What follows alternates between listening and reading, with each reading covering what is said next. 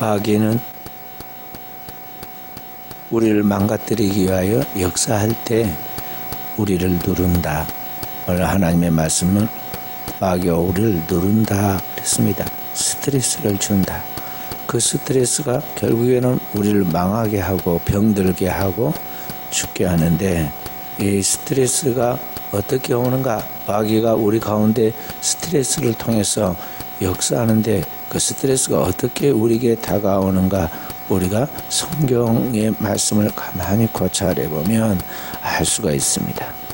선악과를 통해서 마귀가 아담과 하와에게 사망의 그림자인 스트레스를 줄 때 처음부터 그 엄청난 압박감이 스트레스를 준 것이 아닙니다.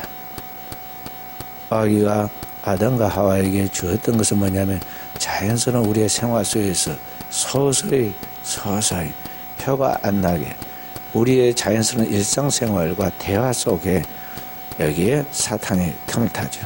우리의 생각, 우리의 사상, 우리의 대화하는 그 이야기 속에서 우리가 지금 하고 있는 그 일들 속에 지금 잘못된 생각, 하나님 말씀과 상관없는 인간적인 것 같은데 그 속에 하나님을 불신하고 하나님의 말씀을 불순종하여 나가게 하는 그런 악한 사탄의 생각이 틈을 타고 있는 것을 볼 수가 있습니다.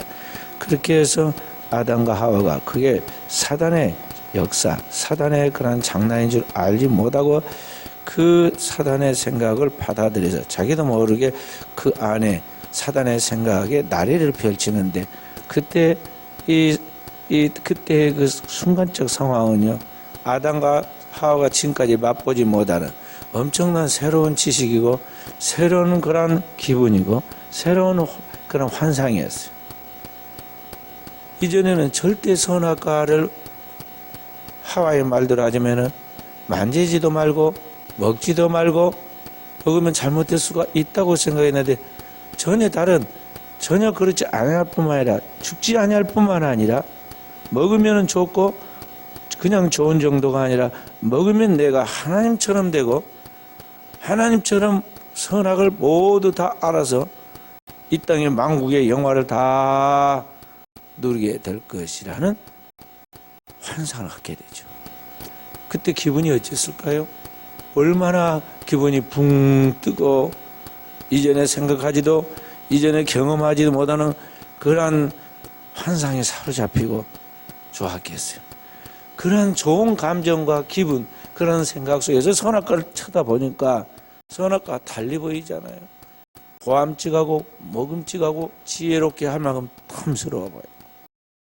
그걸 결코 따먹지 않고는 도저히 잠이 안 오고, 그걸 먹지 않고는 내가 견딜 수 없을 만큼 되어서 결국에는 선악과를 따먹는 거 아니겠어요? 그런데 그 뒤에 오는 스트레스는 얼마나 컸습니까? 그때부터는 하나님 만나는 것이 두려워졌고 부담스러워졌고, 하나님을 피하기 위하여 이리저리 숨는데 하나님을 어떻게 피하겠어요? 바위 뒤에 나무 뒤에 늘 숨어 다녀야 했고, 하나님의 거니시는 음성을 들을까 두려워가지고, 하나님의 흔적을 발견할까 두려워가지고 늘 숨어 다녀야만 했고, 하나님이 그에게 다가올 때 그런 압박감을 느끼고 하나님 앞에 따지지 않아요.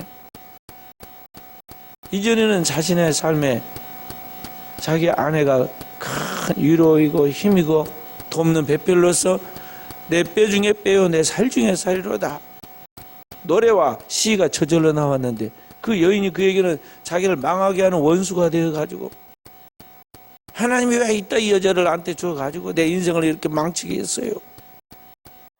여자를 탓하고 그 여자를 창조한 하나님을 원망하고, 하와도 다를 것 없잖아요. 하나님이 창조한 피조물 중에 가장 들짐승에 영리한 게 이 뱀인데, 강교하더라라는 커렌트라는 영어는요, 가장 영리하고 꾀가 많고 아주 총명했다는 말이에요. 그러니까 그렇게 영리하고 샤프한 이 들짐승 뱀 너무나 말이 잘 통해서 데리고 놀았는데, 지금까지 잘 데리고 놀았는데 왜 이 따위를 만들었고 이 땅에 보내서 나를 못 살게 만들었느냐 하는 식으로 뱀이 나를 깨물어 내가 이렇게 되었나이다. 누구 탓이에요? 만드신 하나님 탓이라는 거죠. 그렇게 하면서 엄청난 스트레스에 시달리게 되죠. 그리고 그 압박감은 어디로 가느냐? 결국에는 아담과 하와가 하나님처럼 영생할 수 있도록, 죽음이 그를 이기지 못하도록 영원한 생명을 하나님 주셨고, 그 생명 나무를 따먹고 영생하도록 하나님 지으셨지만, 선악과를 따먹고 나무부터는 그 두 사람은 시들시들해집니다. 그리고 그 압박감과 그 스트레스가 그를 눌러가지고 결국은 병이 생겼고, 그 병으로 인해서 그도 죽게 되죠. 960년 만에 사망에 이르게 됩니다. 1000년 가까이 살았지만 결국 하나님의 한 날만큼도 되지 못하는 그 유한한 인생을 살아가게 된 것이 뭐냐면은 바로 그에게 틈탄 이 스트레스로 말미암아 그렇게 된 거죠.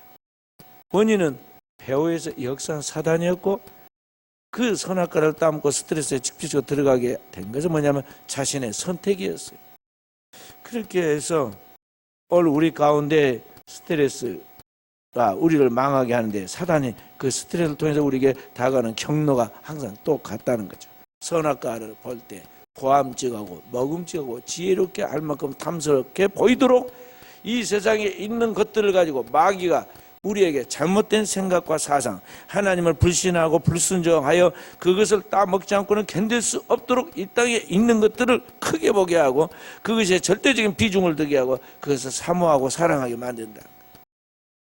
그것이 세 가지인데, 육신의 정욕, 몸에, 그 다음에 눈의 정욕인 안목의 정욕, 그리고 이 세상에 있는 명예와 권력과 같은 이 세상에 대한 자랑인데, 이 세상에 대한 그러한 욕망들이죠.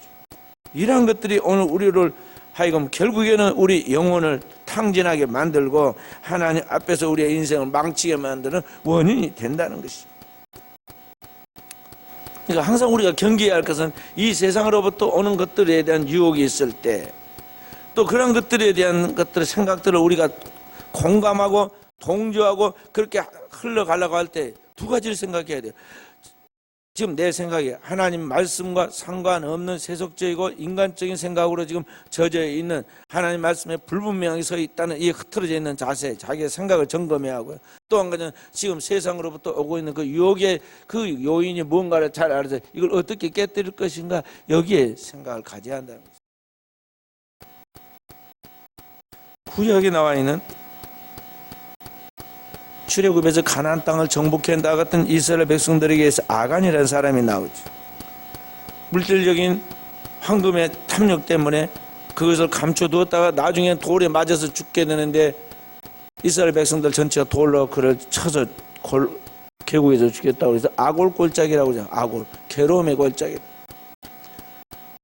엘리사 시대 500년 지나서 다시 엘리야와 엘리사 시대 게하시라는 사람이 나오는데, 엘리야와 엘리사 그 다음에 게하시라는 선지자가 나올 뻔했는데, 이 게하시가 그 엄청난 축복을 받을 뻔했는데 뭐 때문에 무너지나? 은두달란트 때문에 무너지죠. 물질에 대한 탐욕. 신약성경에 12사도의 반열에 올랐다가 추락해서 태어나지 않은 만보다 했던 마귀와 틈을 탄 가룟 유다 이야기도 역시 마찬가지예요.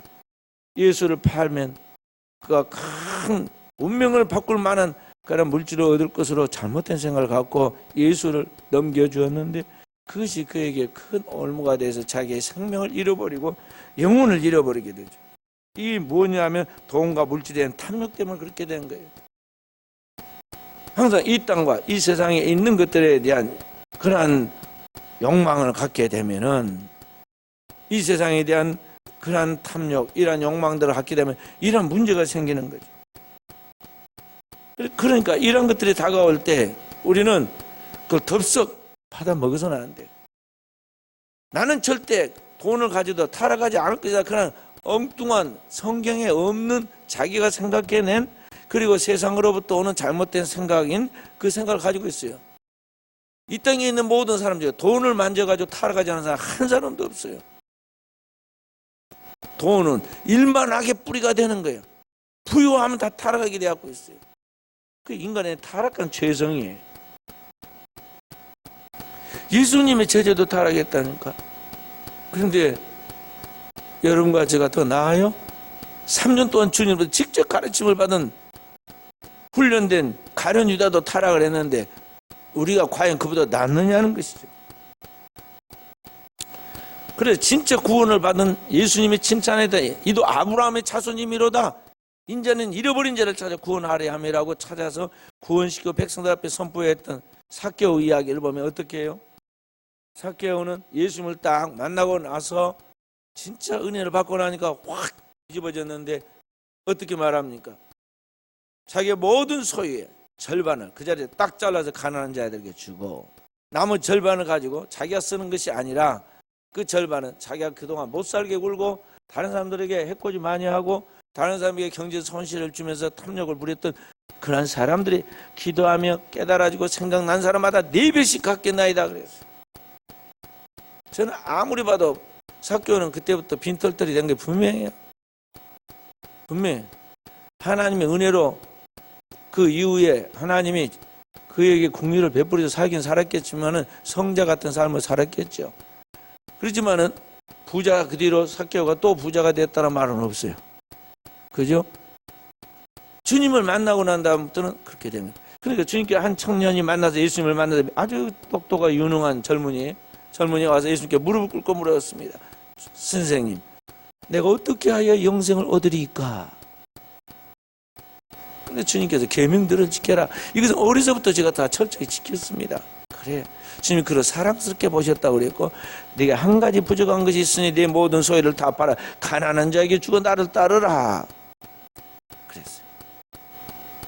주님이 경제를 모르고 인간의 삶의 그 원리를 몰라서 이 청년에 그렇게 말했겠어요?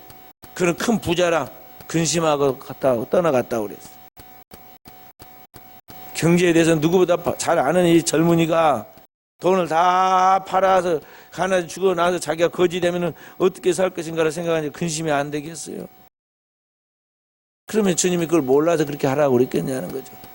하나님과 재물을 겸하여 섬길 수 없고 뭔가 하나가 내 머리 위에 우상처럼 딱 떠받들면 그 다음부터는 그것이 나를 움직이는 활동의 원동력이 된단 말이에요. 그것이 나의 모든 기준이 돼. 내 시간을 쓸 때 항상 그걸 먼저 생각을 하게 되고 뭔 일을 할 때 항상 그것을 앞장 세우다 보니까 신앙은 뒷전으로 물러가게 되었고 있어. 그러니까 주님께서 그 젊은 청년의 장래를 생각하면 그가 불었던 화두인 어떻게 해야 영생을 얻을까 하는 거 영생을 얻도록 하기 위해서는 땅의 것을 내려놓으라고 명령한 것이고 따라오는 건 괜찮아요.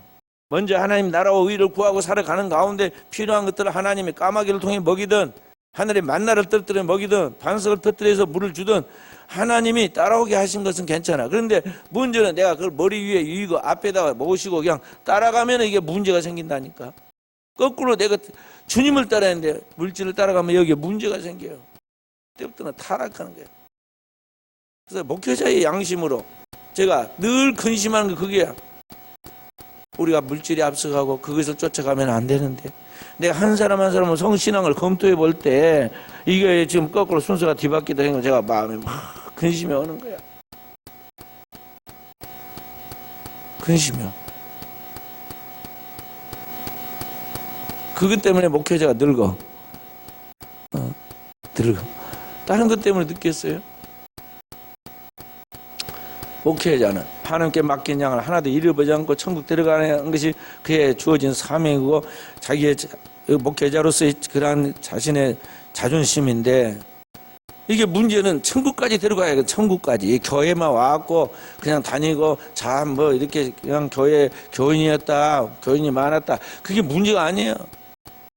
출애굽한 이스라엘 백성 60만 명이 딱 두 사람 가나안 땅에 들어간 사표를 그걸 가만히 보라 이 말이죠.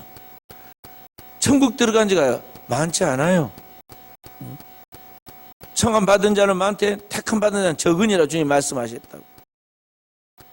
그러니까 오늘 우리는 이 하나님의 나라에 들어가는 하나님의 거룩한 백성으로 살아가는데 최종 목표를 두고 오늘을 살아가야 하는데 그렇게 살기 위해서 이 물질의 문제를 잘 감당해야 돼. 삭개오는 그런 면에 있어서 확실하게 하나님 앞에 돌아서서 삶의 정립을 했기 때문에 주님이 바로 그 자리에서 이도 아브라함의 자손이다. 내가 바로 이 사람을 구원하기 위하여 여기 왔다고 그렇게 모든 조롱하고 비웃는 무리들 가운데서 주님이 친구로서 하나님의 벗으로서 삭개오를 인정해 주고 그를 축복해 주고 세워준 걸 볼 수가 있어요. 출애굽할 때 모세 시대에 모세와 같은 제사장 지파인 네 지파의 어른이었던 고라라는 사람이 나옵니다. 모세를 대적하다 산채로 땅이 이렇게 갈라져 가지고 거기에서 지옥에 떨어지죠. 이스라엘 초대 왕이었던 사울 왕이 나옵니다. 하나님의 은혜를 받고 이스라엘 왕이 되었다가 나중에 가서는 자신의 생명을 구원하지 못하고 자기의 가족과 함께 이스라엘을 패망에 이르게 한 사람이죠. 다윗 왕의 큰아들이 나옵니다. 아도니아. 그도 역시 자기 스스로 명예를 유지하고 권력을 소유하려고 하다가 나중에 자기의 배다른 동생이 솔로몬에 의해서 죽임을 당하죠. 이런 사람들은 다 명예와 권력의 욕심 때문에 인생이 망가진 거예요. 반면에 신약에 나와 있는 사도 바울은 세상에 있는 모든 기득권을 다 소유하고 있었지만 로마의 시민권자로서 헬라 철학의 대가로서 유대 율법의 최고의 그러한 학자로서 그리고 주님이 선택한 이방의 빛으로 사도로서 그렇게 선택받아 하나님 앞에 쓰임을 받았지만 자신에게 세상적으로 유익한 모든 것들을 다 그리스도를 위하여 배설물처럼 여기고 나아갔죠. 왜 그러느냐? 우리 주 예수 그리스도를 아는 지식, 그리스도 예수로 말미암아 죽음과 부활을 통해서 영원한 하나님의 생명에 이르고 하나님 나라의 영광에 이르게 된다는 이 분명한 지식과 함께 하나님의 복음의 진리 속에 승리한다는 걸 경험하기 때문에 그가 이러한 것들을 다 내려놓은 거예요. 배설물로 여긴다. 배설물.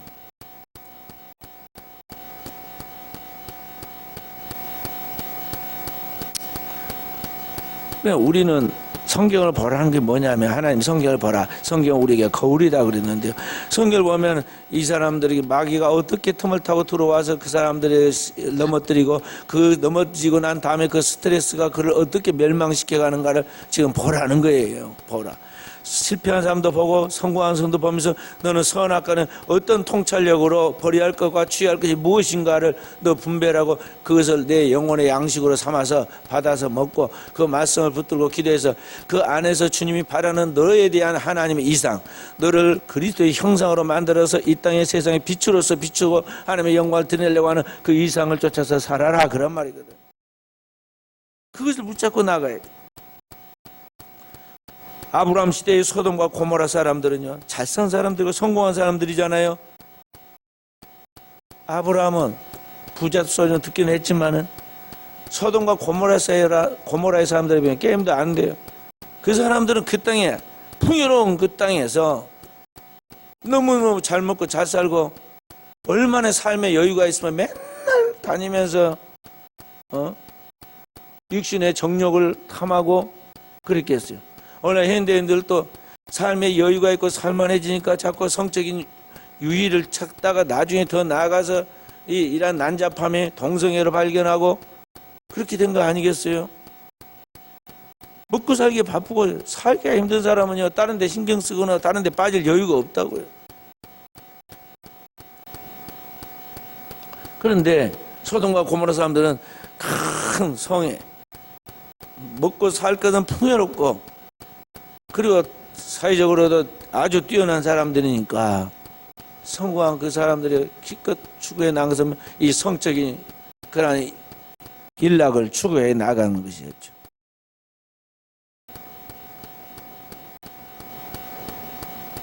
이스라엘 백성들이 가나안 땅에 정착한 다음에 최고의 전성기가 다윗과 솔로몬 시대입니다. 그 중에 가장 정점이 솔로몬이죠. 솔로몬의 부귀와 영화가 거기에 달하였다고 그랬잖아요. 그런데 바로 그러한 솔로몬이 타락한 것이 뭡니까? 그 육체의 정욕이 소돔과 고모라 싸움 똑같은 거예요. 육체의 정욕 때문에 망해. 요셉은 신약에 이 아브라함의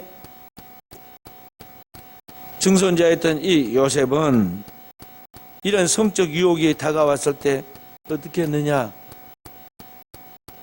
한참 청년이고 젊고 아주 준수하고 그 시대에 아무도 그를 뛰어넘을 수 없을 만큼 총명한 사람이었어요.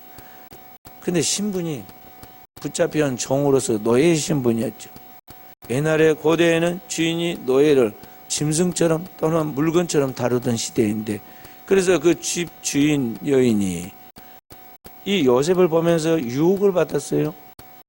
그리고 그를 유혹해서 같이 죄를 짓자고 그랬는데 요셉이 뭐라고 말합니까? 하나님 앞에서 내가 이 큰 악을 저질러서 어떻게 득죄하겠습니까?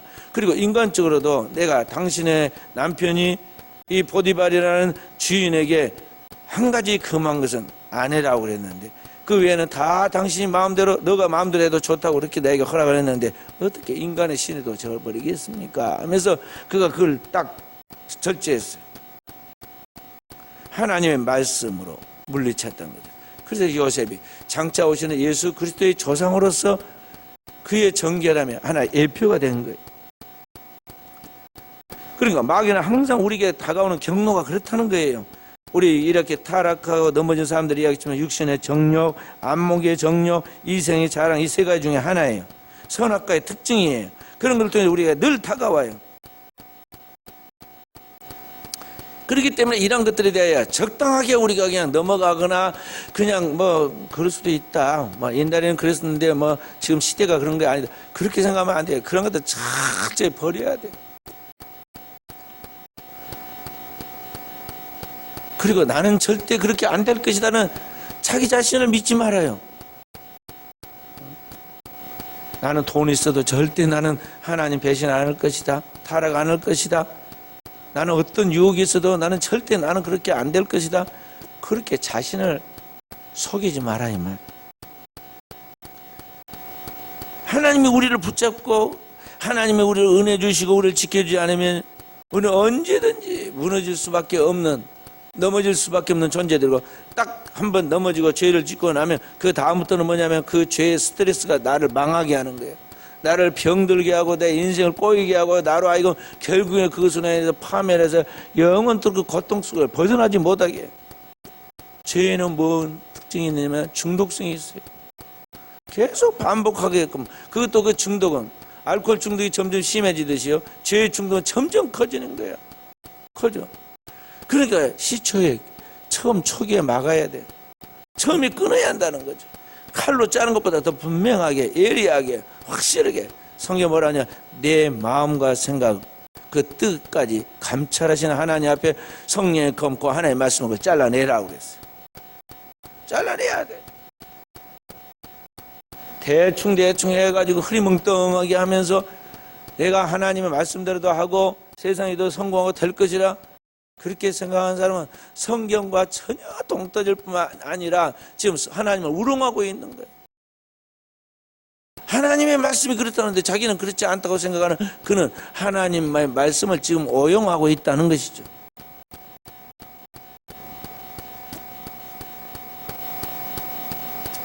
그래서 오늘 우리는 이런 사단의 생각들이 우리에게 접근해 올 때, 아, 이건 하나님의 말씀이 아니구나 생각이 되면요, 아까 우리가 세 가지 말씀드렸는데 하나님 말씀으로 오늘 우리의 생각을 지켜야 돼요.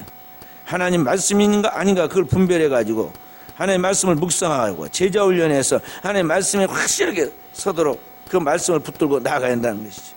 그리고 그 말씀에서 절대 타협하면 안 돼요.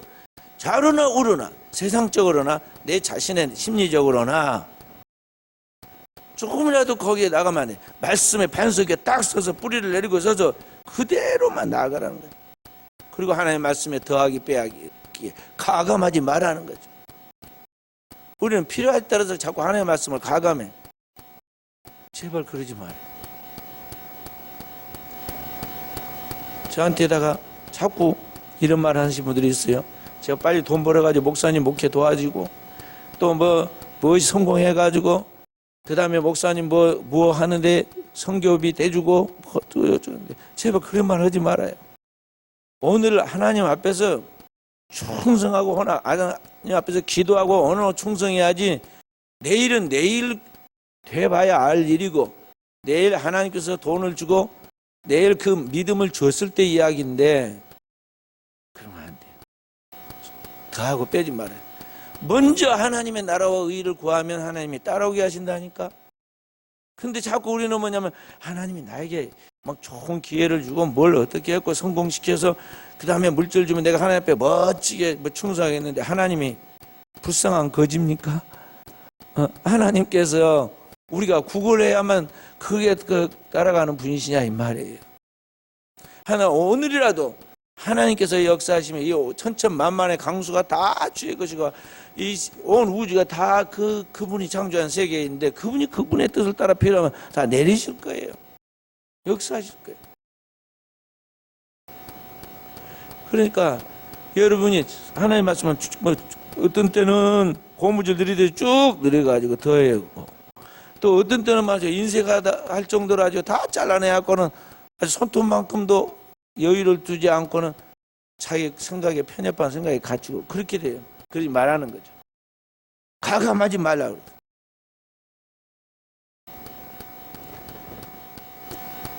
그래서 그리스도인은 매주일마다 하나님의 말씀을 들어야 할 이유가, 그리고 매주일 성도들이 함께 모여서 그 말씀이 그러한가 하고 되새김질해서 그 말씀을 다시 점검해야 할 이유가, 하나님의 말씀에 조금씩 나도 모르게 빗나가는, 세상에 끌려가는, 내 마음의 유혹을 받아 타협해가는 이런 요소들이 작용을 하기 때문에, 그렇게 되지 않도록 하기 위해서 우리가 말씀을 듣기도 하고 제자 훈련을 받기도 하고 그 말씀을 붙들고 기도하기도 하는 거예요.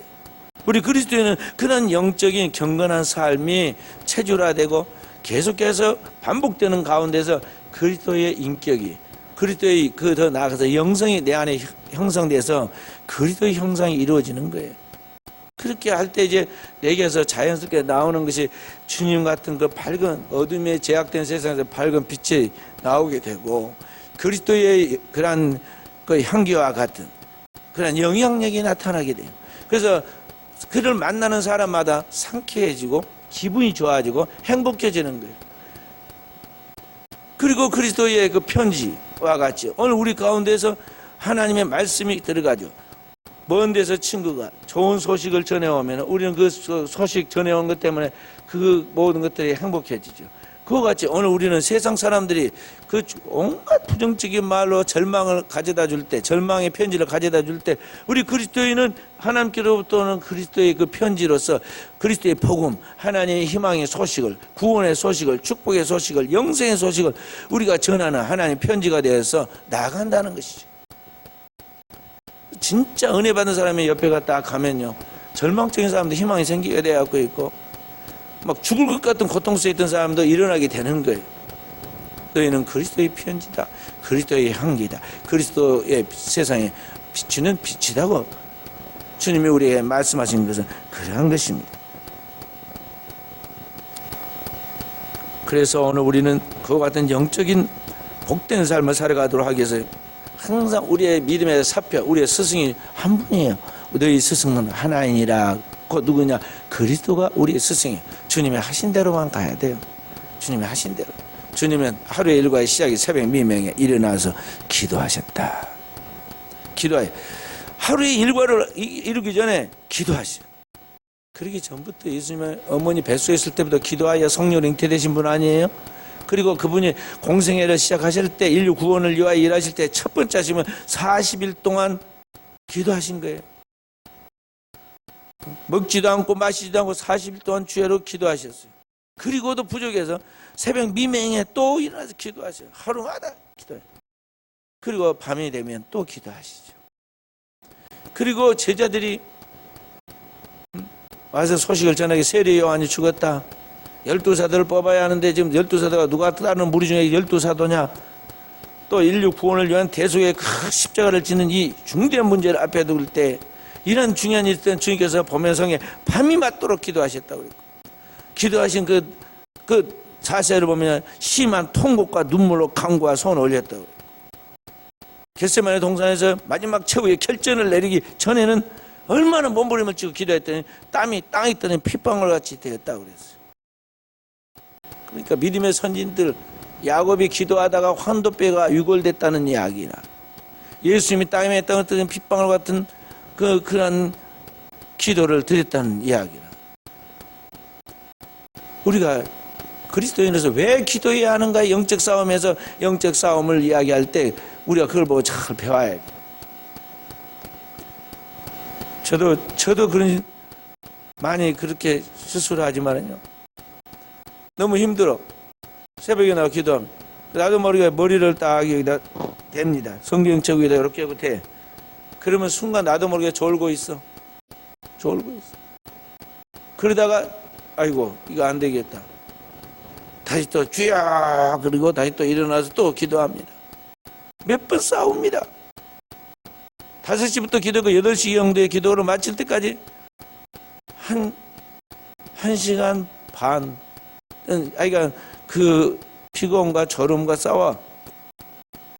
그리고 나머지 이제 영이 맑아지고 힘이 영의 새 힘이 생긴 다음에 그때 이제 본격적인 지치지 않는 기도가 나오죠.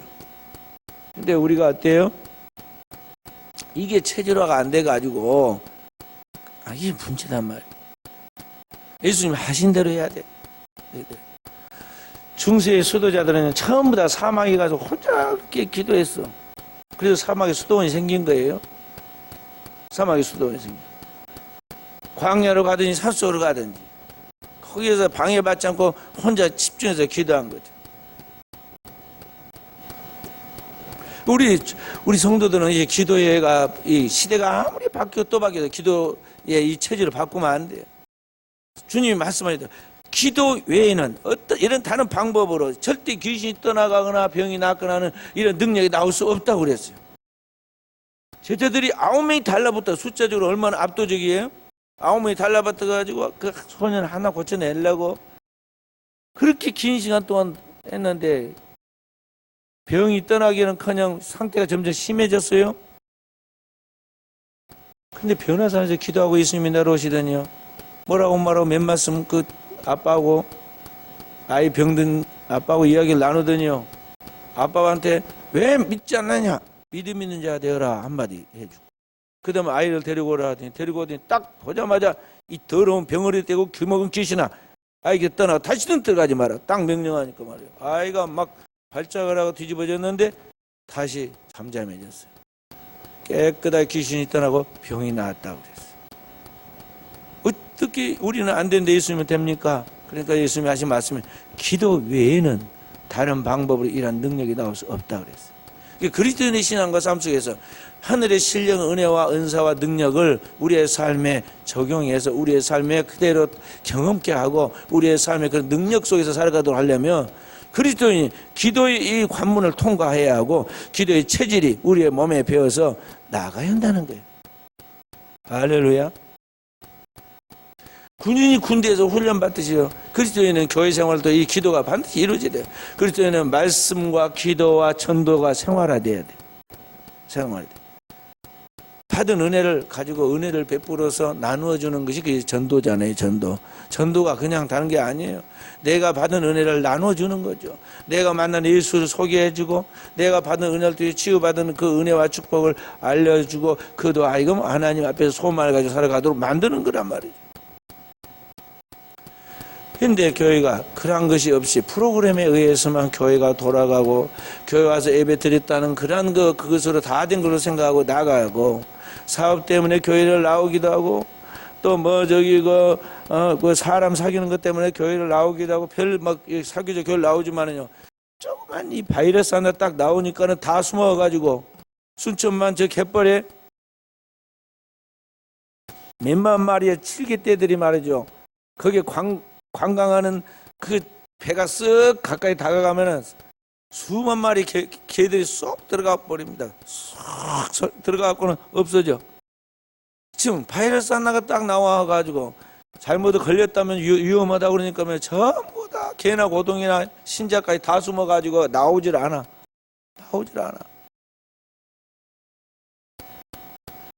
우리의 신앙과 수준이 또 영역이 이 정도다 이거래. 이 정도.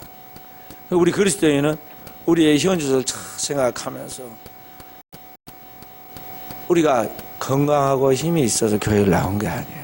항상 매일매일 영과 육의 싸움에 있는데 밖에 나가서 칼을 들고 창을 들고 혈과 육의 싸움을 싸우는 그 싸움이 아니라 우리 그리스도인은 하나님 앞에서 이 영적인 싸움을 싸워서 영으로 먼저 승리해야 돼요.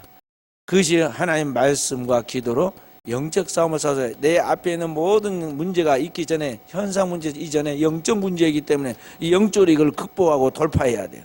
그리고 정복해야 돼요. 그리고 영이 해결되면 영적으로 해결되면 육적인 것은 따라가는 거예요. 하나님 앞에 영적으로 충분히 기도해서 영생이 쌓인 모세가 그냥 주의 말씀을 받고 딱 지팡이만 내밀어도 홍해가 갈라지잖아요. 그렇듯이 영적으로 서면 환경은 열결이 하고 있다니까요. 열결이 하고 있어요. 오늘 또 저와 우리 사랑하는 성도들이 하나님 앞에 이 큰 은혜와 축복의 주인공들이 되고 그 축복을 세상에 나누어지는 복의 근원으로서 믿음의 조상 아브라함과 같은 그러한 축복을 받고 아브라함의 그 신앙의 유산과 같은 신앙의 전통을 다음 세대에 남겨서 하나님의 나라와 하나님의 영광을 이루려 한다면 바로 이 기도의 관문을 잘 통과해서 우리가 기도의 진정한 용사들로 서서 이 시대의 모든 교회들 가운데 우리 전회교회가 생명의 수원지와 같이 그 축복을 나누어주는 은혜를 나누어주는 교회로서 역할을 할 수 있도록 그 주인공이 바로 우리 사랑하는 성도 될 수 있도록 오늘도 우리 하나님 앞에 거룩한 소망을 가지고 나가서 승리하는 깨어있는 종들이 되어지기를 주의 이름으로 축원드립니다.